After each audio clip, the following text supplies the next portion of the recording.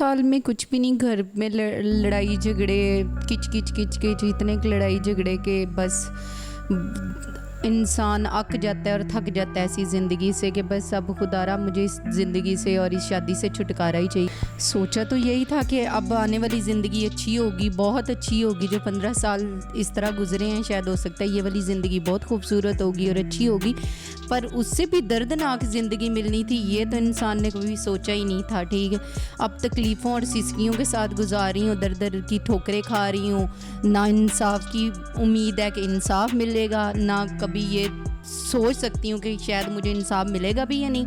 मुझे नहीं लगता मुझे इंसाफ मिलेगा, क्योंकि मैं दर दर की ठोकरें खा रही हूँ। पुलिस वालों के पास मैं जाती हूँ, मेरी कोई एफआईआर नहीं काटता, कोई मेरी कंप्लेन पे एक्शन नहीं लेता।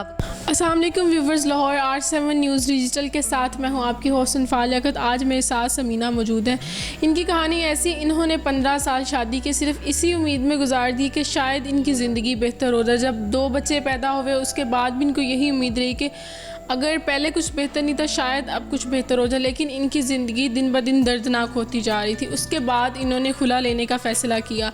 जिस वकील ने इनकी मदद की, जो इनके घर के सामने रहते थे, उन्होंने खुला दिलाने के बाद इनको खुद ही शादी की ऑफ़र करा दी। जब इन्होंने सोचा कि शायद ज़िंदगी मज़ीद बेहतर हो जाए उनसे शादी के बाद, लेकिन ऐसा कुछ ना हो सका। उसके बाद दूसरी शादी के बाद इनके साथ क्या हुआ आइए इनसे ही जानते हैं। समीना, आपने जो पहली आपकी शादी 15 सालों में क्या हुआ था? 15 साल में कुछ भी नहीं, घर में लड़ाई झगड़े, किच किच किच किच, इतने लड़ाई झगड़े के बस इंसान अक जाता है और थक जाता है ऐसी ज़िंदगी से कि बस अब खुदारा मुझे इस ज़िंदगी से और इस शादी से छुटकारा ही चाहिए। बस छुटकारा लेने के लिए आगे रुजू किया जाता है, खुला करवाता है एक वकील साहब, उससे शादी होती है। फिर वो ज़िंदगी है, ज़िंदगी की ऐस नैस कर देता है कि इंसान सोच ही नहीं सकता। ज़िंदगी तबाही कर देता है जो कि कभी इंसान ने सोची नहीं होती। वो ज़िंदगी तबाह करके तो बस इस मुकाम पे छोड़ देता है। जो आपने दूसरी शादी की वो कौन थे, और आपने इसी उम्मीद में की थी कि शायद आपकी ज़िंदगी अब बेहतर हो जाए अगर वो इंसान नहीं संवार सका? फिर ऐसा क्या हुआ जिसकी वजह से आज आपका ये हाल है? सोचा तो यही था कि अब आने वाली ज़िंदगी अच्छी होगी, बहुत अच्छी होगी। जो 15 साल इस तरह गुजरे हैं, शायद हो सकता है ये वाली ज़िंदगी बहुत खूबसूरत होगी और अच्छी होगी, पर उससे भी दर्दनाक ज़िंदगी मिलनी थी ये तो इंसान ने कभी सोचा ही नहीं था। ठीक है, अब तकलीफ़ों और सिसकियों के साथ गुजार रही हूँ, दर दर की ठोकरें खा रही हूँ, ना इंसाफ की उम्मीद है कि इंसाफ मिलेगा, ना कभी ये सोच सकती हूँ कि शायद मुझे इंसाफ मिलेगा भी या नहीं। मुझे नहीं लगता मुझे इंसाफ मिलेगा, क्योंकि मैं दर दर की ठोकरें खा रही हूँ। पुलिस वालों के पास मैं जाती हूँ, मेरी कोई एफआईआर नहीं काटता, कोई मेरी कंप्लेन पे एक्शन नहीं लेता। नहीं तो ये किस्सा कहाँ से शुरू हुआ था, क्या हुआ था? किस्सा तो यहाँ से शुरू हुआ कि वो मेरे घर के सामने रहते थे वकील साहब। ऐसे जाके उसको खुला के लिए कहा जाता है, वो खुला तो दिला देता है पर अपने साथ शादी करता है।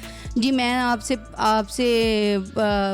पसंद करने लग गया हूँ, आपको मोहब्बत आपसे हो गई है मुझे, ठीक है, अब मैं आपके बगैर रह नहीं सकता, आप मेरे साथ शादी करें। शादी करता है, वो शादी नहीं होती, वो एक फ्रॉड होता है जो वो वकील साहब खेलता है। ठीक है, और वो खेल के फ्रॉड करके और वो निकल जाता है। ठीक है, अपनी घर पे जाके अब अपनी शादी कर रहा है, और अपनी शादी में जो शादी कर रहा है उस पे वो बैठा हुआ कि जी अब ये मेरे साथ हो, जो मैं वो बर्बादी उतार के आया हूँ उसका मैं ज़िम्मेदार नहीं हूँ, मुझे लिहाजा माफ़ किया जाए। ठीक है, ये सब चीज़ें हो रही हैं, और इसके अलावा जो सब हो रहा है, थ्रेड किया जाता है, तकलीफ़ें दी जाती हैं, उनका तो बंदा बताए और वो कोई सुनने के लिए तैयार ही नहीं है कि जी ये तो सब मामूली चीज़ें हैं, ये तो आपके साथ ऐसे ही आपको लगता है ये हो रहा है, ये तो हो ही नहीं रहा। तो जितनी देर आपने इनके साथ गुजारी है ये दूसरी शादी में, उनका कैसा बिहेवियर था आपके साथ?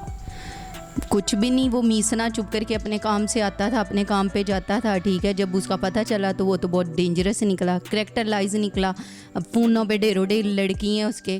ठीक है, मेरी जान, आई मिस यू, मैं अपनी जान को मिस करता हूँ, उसके ढेरों ढेर बेतहाशा फ़ोन में उसकी बहन की दोस्तें, फिर महल्लेदार, मतलब वो करैक्टर में ही सही नहीं था। उसके फ़ोन में तो ये है, उसका रवैया तो ये बाद में पता चला। फिर घर पे 8.5 लाख की चोरी होती है, साहब जी को एफआईआर कटवाने के लिए कहा जाता है क्योंकि वो वकील साहब हैं, FIR बनती है, क्यों नहीं करवाई गई? 8.5 लाख कोई घर पे चोरी होती है, दरवाजे काट के चोर ले जाते हैं, क्यों नहीं FIR होती? वो 15 दिन बाद ही चोरी के घर लौट जाता है। वो घर का मुझे पता ही नहीं है वो किधर घर है किधर नहीं है।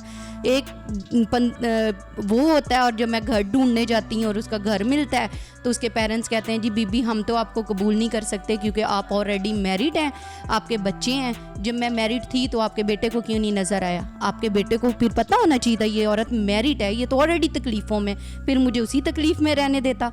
फिर मेरी ज़िंदगी क्यों वो बर्बाद की जो कि अब जाके मेरी डबल बर्बाद हो रही है और मैं धक्के खाती फिर रही हूँ, दर दर की ठोकरों पे हूँ। तो ये जो दूसरी शादी हुई, इससे आपका कोई बच्चा नहीं था? होने वाला था, उसने अबॉर्शन करवा दिया। उसने कहा जी घर वाले अभी आपको तो कबूल नहीं कर रहे तो इस बेबी को कहाँ से करेंगे जी, आप अबॉर्शन करें, जब मैं लौटूंगा तो हम नया बेबी कर लेंगे, इसमें कौन सा मसला है? पूरी ज़िंदगी हमारे आगे पड़ी हुई। तो अब उसके बाद आप क्या पुलिस के पास गई, कोई कंप्लेन की? सब चीज़ें कर चुकी हैं, पुलिस का दरवाज़ा नहीं छोड़ा, कानून का दरवाज़ा नहीं छोड़ा, हर दरवाज़ा खड़का चुकी हूँ।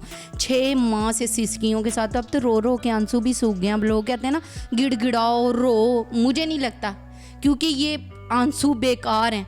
हम बहाते हैं, हम तो अपने अंदर से बहा रहे होते हैं, लोगों को लगता है लो जी ये नाटक हो रहा है, क्योंकि वो बंदा थक चुका है या बंदी थक चुकी है सिसकियों के साथ रो रो के। पुलिस वालों के आगे रो, वकीलों के आगे रो, आवाम के आगे रो, क्या इंसाफ हो रहा है? कुछ इंसाफ नहीं हो रहा।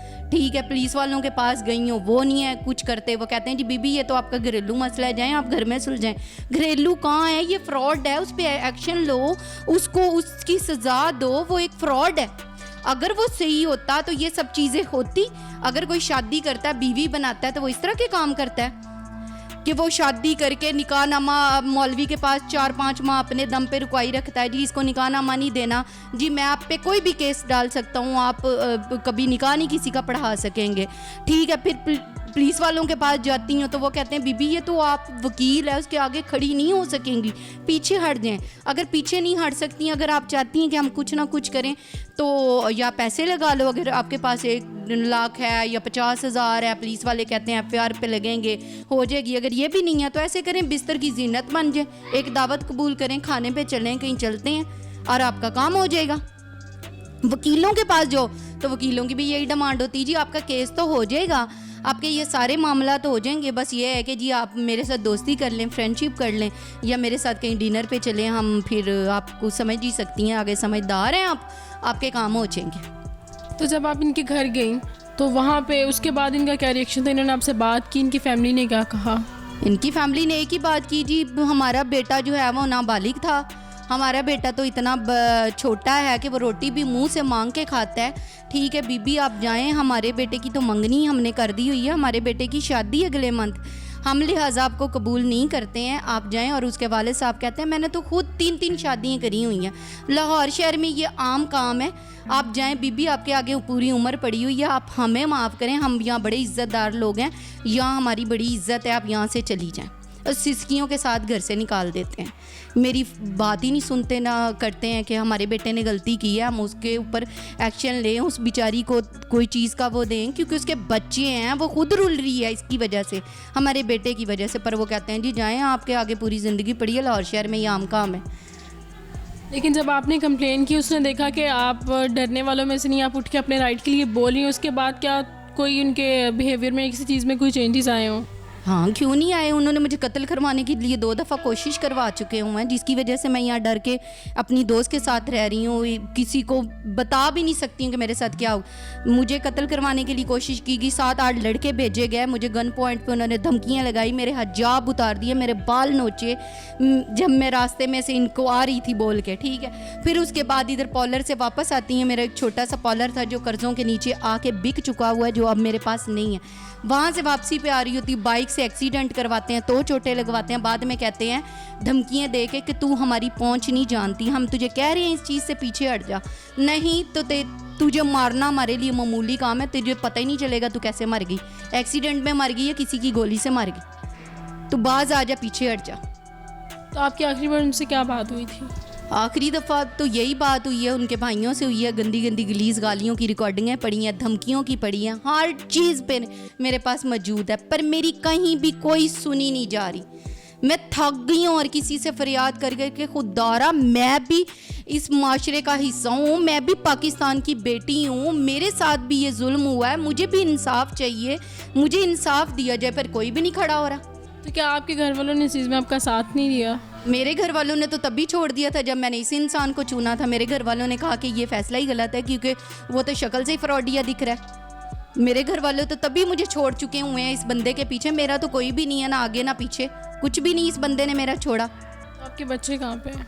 इस टाइम में ये जो मेरे साथ कातिलाना हमला हुआ है उसके बाद मेरे जो बच्चे हैं वो मैंने अपने माँ बाप को दे दिए हैं क्योंकि मुझे डर है अपनी जान का। तो मैं नहीं चाहती मेरे बच्चों के ऊपर भी कुछ ऐसी चीज़ हो। बच्चे मेरे माँ बाप ने रख लिए हैं पर मुझे रखने के लिए वो तैयार नहीं। वो कहते हैं कि हमें क्या पता तुम्हारे साथ क्या हो जाए क्या ना हो, इसलिए मेरे बच्चे मेरे माँ बाप के पास हैं। तो पुलिस ने क्या इस पर कोई भी एक्शन नहीं लिया? नहीं ले रहे। वो कहते हैं आपका घर का मामला है, या जाएँ घर पे बैठ के सुलझाएं। जी नाज़रीन, आपने जानी समीना की कहानी उनकी ज़बानी। जो हमारे माशरे में इस तरह के प्रॉब्लम्स होते हैं, बजाय कि हम उनको कहें कि किसी के सामने ना लाओ, शर्म आनी चाहिए, वो इस तरह की चीज़ें नहीं होनी चाहिए। हमें इन चीज़ों को ज़्यादा हाईलाइट करना चाहिए, ऐसी चीज़ों को ज़्यादा शेयर करना चाहिए, ऐसी वीडियोज़ को, ताकि ये वाले जो इश्यूज़ हैं हमारे माशरे में ये सबके सामने आ सके और ऐसी चीज़ें कम हो सके। मज़ीद ऐसी वीडियोज़ को देखने के लिए हमारी वीडियो को लाइक कीजिए, हमारे चैनल को सब्सक्राइब कीजिए और इसी के साथ मुझे दीजिए इजाज़त। अल्लाह निगहबान।